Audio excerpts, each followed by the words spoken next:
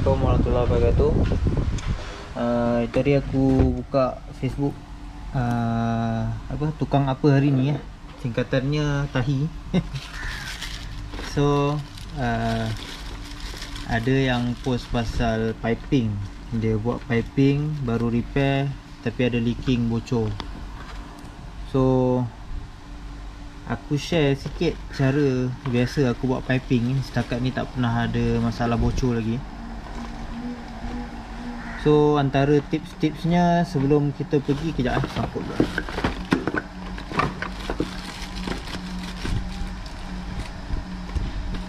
Sebelum kita pergi lanjut, kita kenal dulu apa benda yang kita perlukan dalam kerja-kerja piping. Satu, gam lah.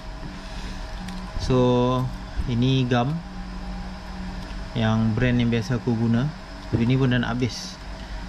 So untuk demo kita akan habiskan lah. Yang kedua, aku akan perlukan marker untuk aku buat marking,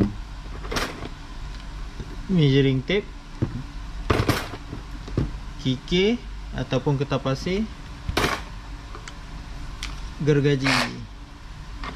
So untuk jenis-jenis piping yang korang kena tahu, kita ada beberapa jenis type pipe. Yang pertama adalah dari segi jenis pipe, ini kita panggil PVC ya.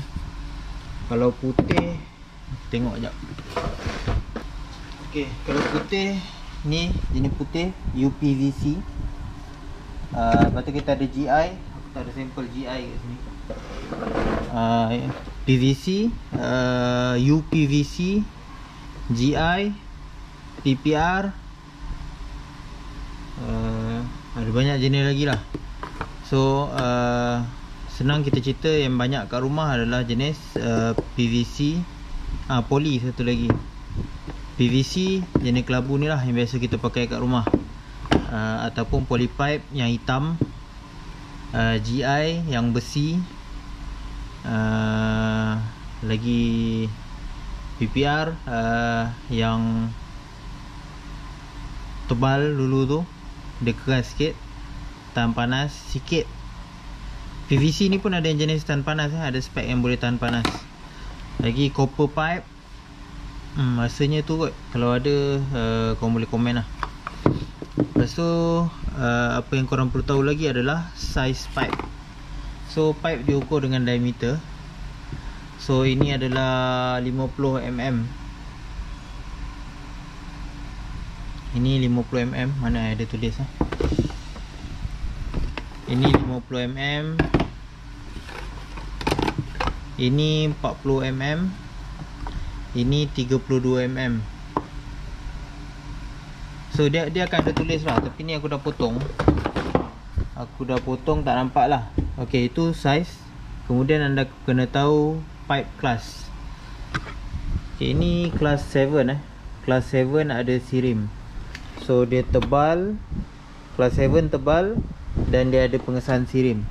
Ada kelas 7 tanpa sirim, dia tebal sikit tapi dia tak ada sirim.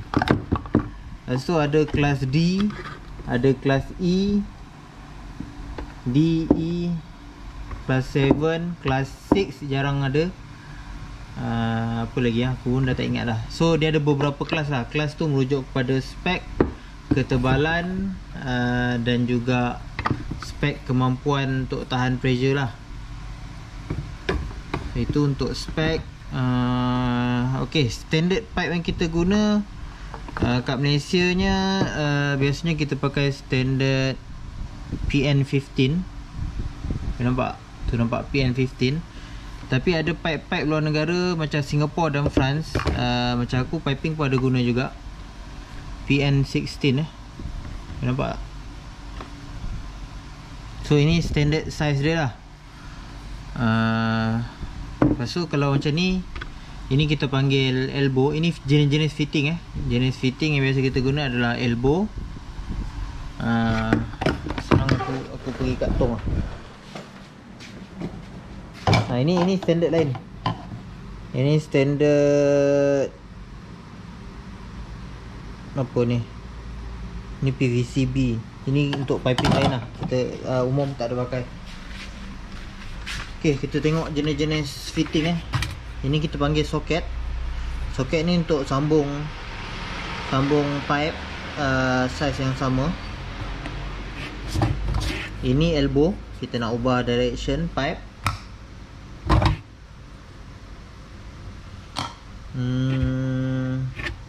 Ini kita panggil T untuk branch, cabangkan dia. Apa lagi ada dalam ni? Okay, ini dipanggil union. Ini union. So untuk pipe yang kita nak buka, untuk servis semua tu. Ini dipanggil one way valve ataupun check valve. Apa lagi ada dalam? Ini pun T juga.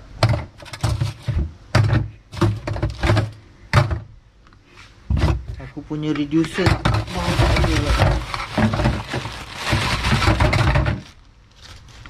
so yang tak ada dalam ni, tak ada stok. Okay, ini kita panggil PT tape So yang tak ada stok dalam ni, union ada, PT socket. PT socket ni dia socket, tapi dia ada apa orang panggil, dia ada thread. Itu panggil PT socket. Ini panggil valve lah, ball valve. Ada orang panggil bukan ball valve tapi valve lah. Kalau kau pergi kedai panggil valve, dia tahu lah. Yang tak ada tadi apa juga, reducer tak ada, bush. Okay, kalau bush jenis macam gini. Ini bush. Ini standard PN15 untuk turun size daripada 75 pergi kepada 63 mm. So ini namanya bush. End cap. Ini pun jenis bush. So banyak jenis lah. Banyak jenis fitting lagi yang ada. Ada 60 degree bush, reducer untuk turun size juga. Elbow, PT elbow ni dia elbow tapi dia ada thread dalam sebelah. Soket macam tadi saya cakap, dia soket tapi ada PT soket, dia soket tapi ada thread. PT soket pun ada inner thread ataupun outer thread. Apa lagi? Banyak jenis fitting. Nanti maybe satu kali kita pergi ke kedai hardware, kita tunjuklah apa benda yang ada. So itu jenis barang-barang. Size pun kita dah bincang tadi. So apa dia cara aku buat supaya connection kita cantik. Connection kita cantik, tak ada bocor. Yang pertama, so simple aku akan guna elbow ni. Ni elbow nipis. So aku biasa pakai fitting semua yang tebal-tebal sebab aku punya piping biasa semua under high pressure lah.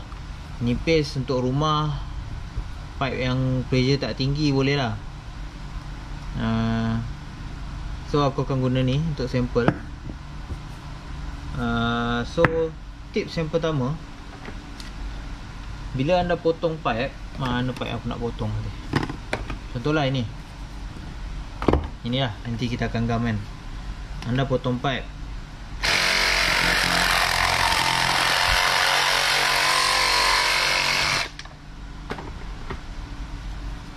okay. Yang pertama, selepas potong dia akan ada kasar-kasar ni. Ini orang panggil burr. So kalau pipe nipis anda bolehlah pakai tangan nak buang dulu kan. Tapi kalau pipe tebal, contohnya pipe tebal, dia punya burr pun akan lebih keras.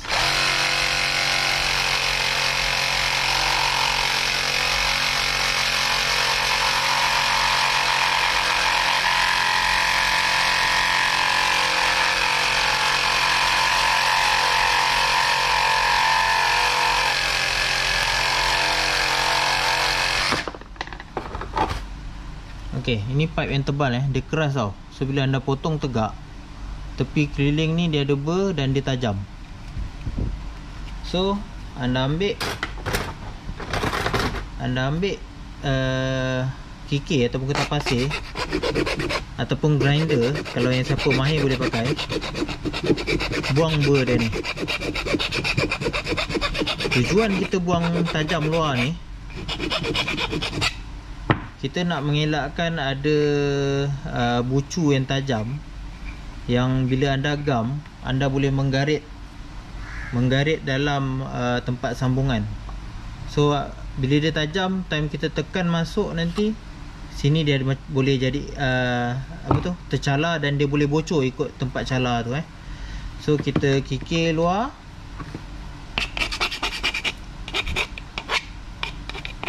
Kita kikir luar. Tempat kita nak gam, kalau macam dia kotor, kita boleh kasarkan guna kertas pasir. Ambil kertas pasir, gosok, kita bagi dia kasar. Yang seterusnya, tips seterusnya, dalam kalau ada ber pun buang Satu, kita tak nak sistem kita tersumbat dengan sampah, nanti lama-lama air akan tolak. Yang kedua, kalau sistem yang selalu on off under high pressure, kita tak nak ada bunyi knocking pernah dengar tak bunyi dalam pipe bila on dan off, dia bunyi keletak keletuk. So pelanggaran air dengan bucu yang tajam boleh menghasilkan bunyi hammering. Nama dia bunyi hammering. So benda tu kalau selalu hammering, dia boleh merisikokan pipe boleh retak jugalah. Ini kita cerita untuk pipe besar-besar lah. Okey, tadi kita dah sentuh buang deburring, kita buang dan tumpulkan keliling. Dalam pun kita dah sentuh. Yang seterusnya, mana tadi problem ni? Okey, seterusnya aku akan biasa ukur dan tanda berapa dalam aku nak gam. Sebabnya kadang-kadang kita gam, kalau untuk pipe 15mm sampai 40mm, masalah ni tak terlalu ketara lah. Sebab dia punya senang masuk, dan dia punya apa nak cakap masalah ni hanya untuk pipe yang high pressure dan 40mm ke atas. So tapi elok diamalkan untuk pipe yang 40mm ke bawah jugalah. So aku akan buat adalah, aku tahu fitting ni maksimum dia boleh masuk, kita akan ukur lah. Contohnya kalau fitting jenis ni maksimum dalam 2.5 hingga 3. Betul tak? 2.5 cm. So dekat pipe aku yang nak masuk pun aku akan marking lah 2.5 cm. So tempat yang aku marking ni sepatutnya dia adalah berada di dalam fitting. Ini maksimum. So kalau pipe yang besar-besar dan pipe yang keras atau pipe yang panjang, kadang-kadang bila kita gam tu, kita tekan tapi kita tak perasan kita dah masuk banyak mana, kita tak tahu. So dia terlambat tekan apa, gam dah kering, dah tak boleh nak tekan. So contohlah ni dia contoh, dia tengah tekan-tekan, dia lepas gam, dia masuk, dia terlambat nak tekan masuk ke dalam, sampai sini je masuk. Bayangkan kalau tak ada marking sampai sini tapi tak ada marking, so dia pipe dah tak boleh nak tekan dah ni, dah keras. Dia tak tahu berapa banyak pipe yang dah masuk kat dalam. Kalau kita buat marking, kita boleh tahu. Tadi kita marking 2.5 cm, sekarang tinggal 0.8 cm. So dia tahu tak cukup dalam, ada risiko untuk pecah, ada risiko untuk bocor. So dia repair lah, sama ada dia potong, tukar fitting baru, ataupun tempat-tempat yang memerlukan marking yang tepat. So dia tahu bila dia tekan marking sampai ataupun hilang masuk ke dalam, maknanya pressure dia sudah cukup. Berapa banyak yang perlu masuk dah cukup lah. Itu marking untuk kedalaman. Yang kedua, aku akan marking, contohlah ini pipe fix ini pipe dia tak akan bergerak, tapi elbow ni dia bergerak. Aku nak dapatkan angle yang betul. So biasa kalau aku nak tegak, aku timbang air kat atas ni, ataupun kalau dia ada certain direction yang kita perlu, kita masukkan, kita dapat marking dia. Contohlah ini angle yang aku perlukan. Kita dah ukur, aku akan tanda. Aku biasa akan ambil pembaris, aku akan tarik lah, tegak. So bila time kita gam nanti, kita gam dua-dua belah, kita tekan, kita matchkan dengan line. So kita tahu kita dapat angle yang betul. So tips yang seterusnya lagi, apa lagi yang aku boleh ingat? Marking. Ok, untuk gam, kita akan gam. Aku punya tips, aku akan gam belah dalam fitting dulu. Belah dalam fitting, baru aku akan gam belah luar pipe. Baru aku akan masuk, tekan, dan slightly pusing lah. Kenapa aku suka slightly pusing? Kalau anda masuk satu direction saja, katakanlah ada benda anda yang calar tadi tu, yang terlepas, dia ada satu line tegak yang boleh bocor, halus je. Bocor untuk piping tak perlu banyak, besar jarum pun dah boleh bocor. Katakanlah ada bocor, sekiranya anda twist sikit, gam tu akan tolong bantu untuk sealkan anda punya calar tadi tu.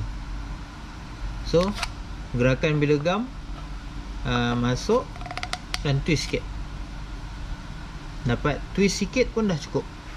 So itu tips yang keberapa aku pun dah tak ingat, tapi tak apa, nanti time editing aku boleh tulislah nombor.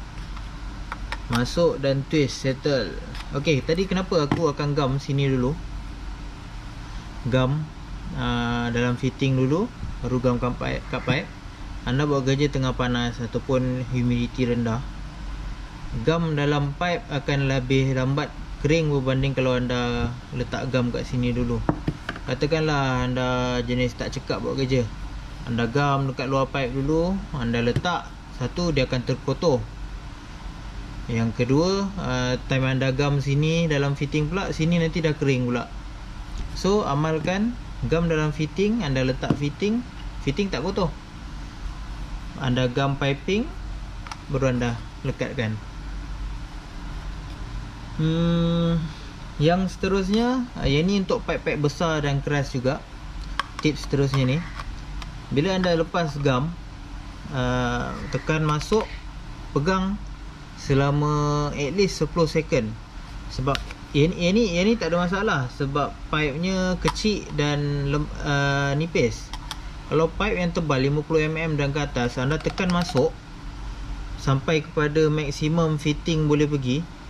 Kalau anda terus lepas, fitting tu akan bergerak balik ke belakang, dia akan tendang balik. Sebab pressure pipe ni kuat tau. Dia, anda bayangkan benda ni dia cekak kuat, anda paksa masuk ke dalam, anda gam, nanti dia akan terkeluar balik sendiri. So pegang 10 second, dia dah tak bergerak, baru kita lepas. Kalau nak ikutkan spek betul-betul besar, dia ada jig untuk tolong pegang supaya fitting tu tak lari lah. Aku rasa dah habis kot untuk tips-tips yang tu. So kita tunjuk demo terus lah. So kita akan gam yang ni ya.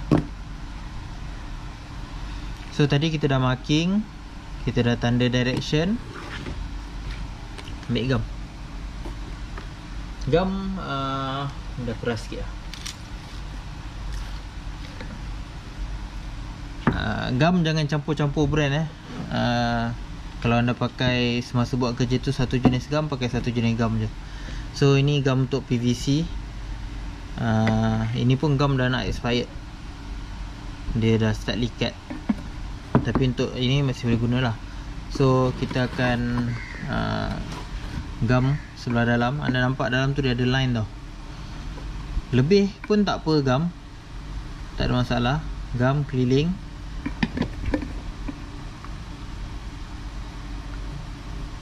Keliling dah gam, letak ke tepi. Gam bahagian pipe pula.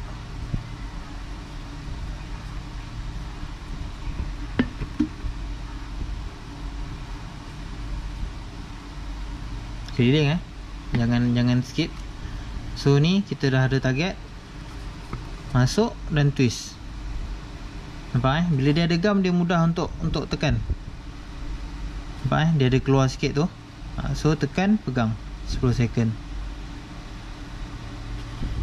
So luar ni kalau anda nak kemaskan bolehlah lap, tapi tak ada keperluan lah. So satu tips terakhir, kalau anda nak selepas anda gam, saya biasanya akan biarkan 24 jam baru saya akan buka air ataupun letak pressure. Jangan ada orang setengah jam dia gam, dia terus on pipe. So aku tak berapa suka cara macam gitu sebab ada risiko. Walaupun kita nampak macam dah kering, tapi dia sebenarnya belum dapat full strength lagi. So aku biasa akan biar 24 jam. Untuk full strength gam bergantung pada spek gam anda. So contoh macam ni, ni dia bagi tips lah. Untuk 40mm anda kena pegang dulu 50mm apa tu. Yang ni untuk 50mm at least 30 second ke 30 minit ni dia cakap untuk kering. 65mm 60 second, aku rasa 60 second nanti kena translate balik. Tapi dekat gam dia akan tulis spek lah. Yang ini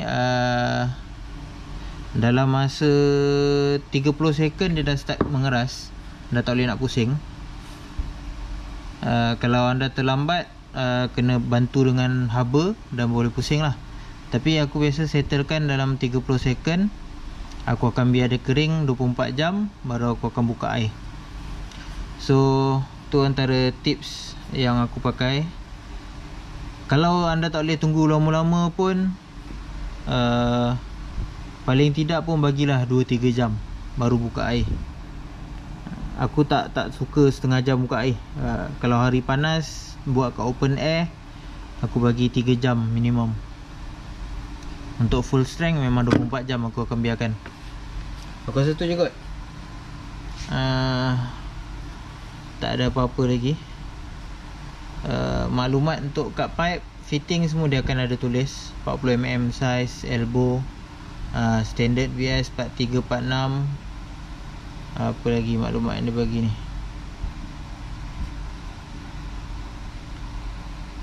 So kalau anda beli pipe pun dia akan tulis ni standard, ini batch number. Kalau macam ni tadi, ini dia akan tulis Sirim class 7 set to, ini standard dia pakai BS 3606,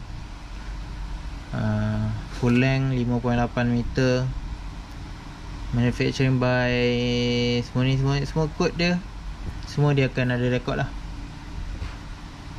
So aku rasa cukup tu kot untuk setakat ni. Kalau ada soalan lain boleh tanya lah kot. Apa-apa yang kita tahu kita kongsi. Terima kasih. Assalamualaikum.